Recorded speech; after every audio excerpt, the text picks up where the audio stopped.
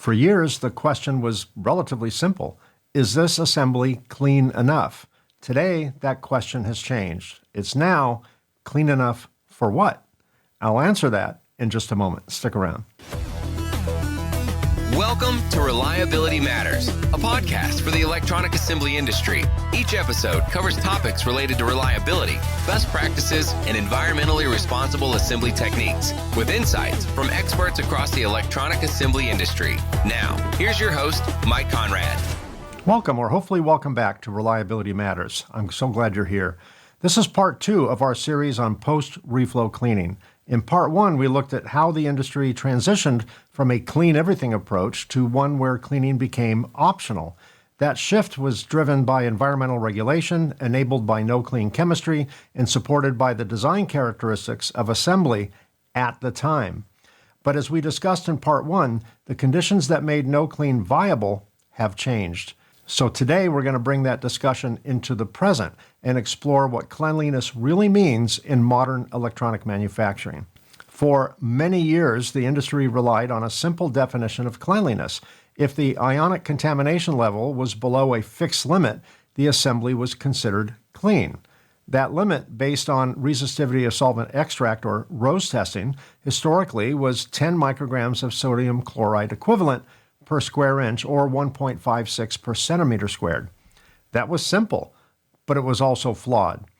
That limit was established decades ago in a very different era, an era with larger components, wider spacing, and far less demanding environments. As assemblies evolved, that definition of cleanliness became increasingly disconnected from real-world reliability. With the introduction of updated IPC requirements, particularly in the current IPC J standard 001J, the industry moved away from fixed cleanliness limits. Instead, the question became whether a specific assembly could tolerate the level of contamination present without failure. That's fundamentally different from the former subjective approach. Today's approach is objective. Rather than relying on a universal number, manufacturers are now expected to generate objective evidence that their process produces reliable assemblies. That evidence typically comes from surface insulation resistance, or SIR testing. SIR testing subjects assemblies to elevated temperature, high humidity, and electrical bias. These are the exact conditions required to activate electrochemical migration. If the assembly maintains high insulation resistance, greater than 1 times 10 to the 8th, under those conditions, it is considered reliable. This shift reflects a deeper realization. Cleanliness is not a number. It's a function of risk. But SIR testing alone is not sufficient because it is typically performed on test coupons rather than actual production assemblies. That introduces the need for process monitoring. Using ionic contamination testing, typically through ROSE testing, manufacturers establish an upper control limit based on assemblies that have already passed SIR testing. Production assemblies are then tested periodically to ensure contamination levels remain below that threshold. This transforms cleanliness from a one-time validation to a continually monitored process. Now let's revisit no-clean flux.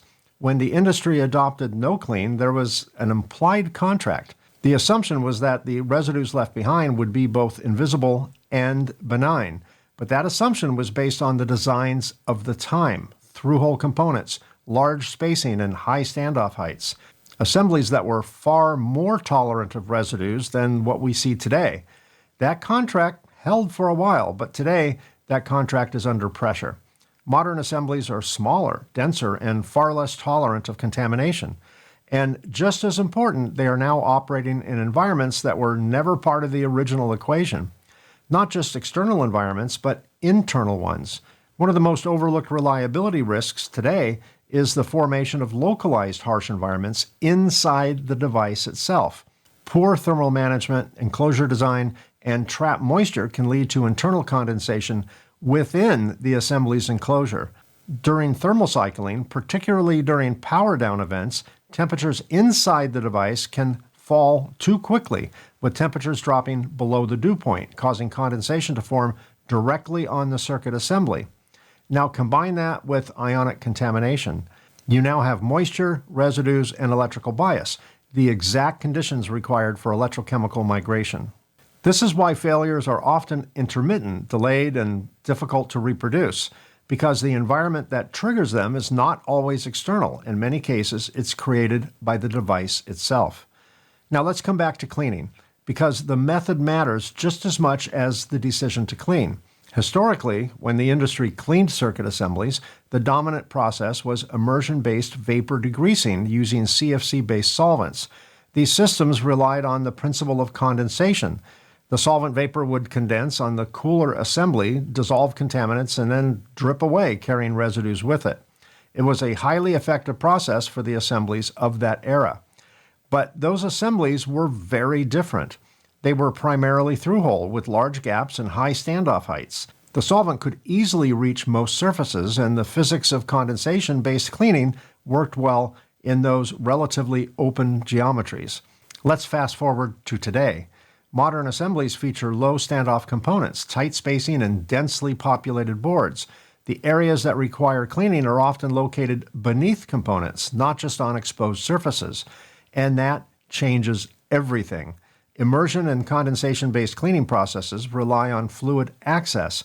If the cleaning medium cannot reach the contamination, it can't remove it, which is why modern cleaning has increasingly shifted towards spray and air technologies. These systems rely on mechanical energy, impingement, and fluid dynamics to force cleaning chemistry into tight spaces and dislodge and solubilize components. And here's the key point.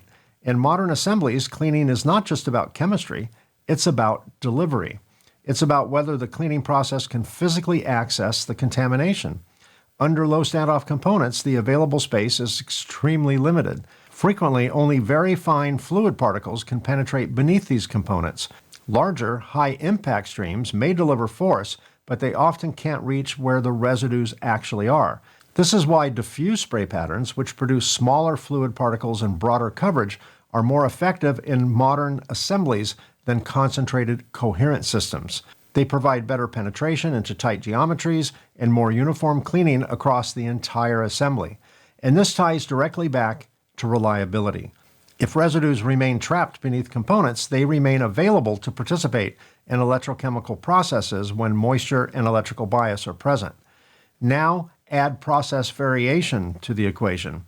It's not uncommon for peak reflow temperatures to drift slightly below recommended values during the reflow process. These changes may not affect solder joint appearance, but they do affect flux chemistry. Incomplete flux activation and encapsulation leads to increased ionic residues, often concentrated beneath low standoff components, exactly where they are most challenging to remove.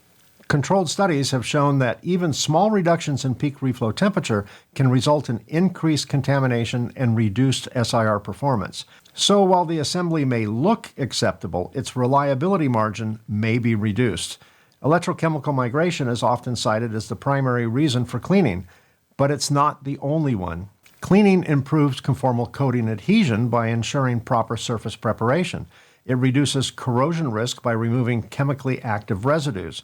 It helps prevent signal integrity issues caused by contamination and charge trapping. It improves cosmetic appearance, which influences customer perception. And it increases process robustness, making the manufacturing process more tolerant to variation. There's also a broader shift in expectations. Historically, IPC Class 1 products were considered lower reliability. But today, even those products are expected to perform in environments that include moisture, contamination, and temperature variation. Wearables, IoT devices, and consumer electronics are routinely exposed to conditions once associated with higher reliability classifications. The classification has not changed, but the expectations have. And that creates a gap between how products are built and how they're actually used. So what does all this mean? It means cleaning is no longer just a process decision. It's a reliability decision. It must be based on design, environment, process capability, and objective data. If your process is validated, controlled, and proven reliable without cleaning, then a no-clean approach may be appropriate. But if there is uncertainty, variation, or exposure to harsh environments, whether externally or internally generated, cleaning becomes a critical control step. In Part 1, we explored how the industry moved away from cleaning.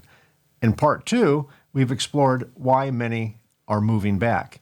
Not because no clean failed, but because the assumptions behind it have changed.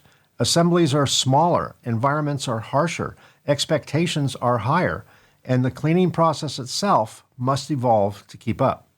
So the question is no longer, is this assembly clean enough? The question is, clean enough for what? Now, that's a wrap on another episode of Reliability Matters. Be sure to subscribe to the podcast so you don't miss an episode. A huge thanks to PCB Chat from the Printed Circuit Engineering Association at PCBchat.com and Ascendo Reliability at reliability.fm for syndicating the show.